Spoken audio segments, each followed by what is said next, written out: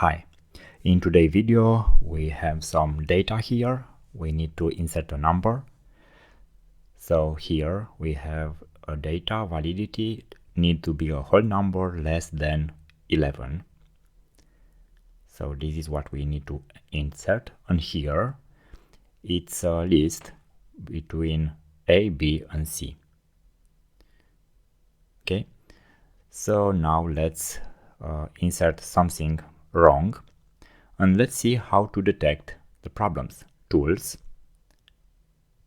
detective, mark invalid data, and very easy we can notice what fields have problems when were filled.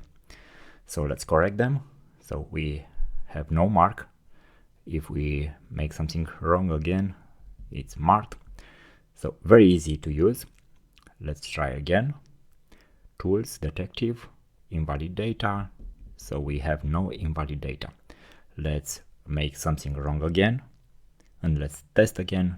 Tools, detective, mark invalid data, and again we have problems. Very easy to use and to check your forms.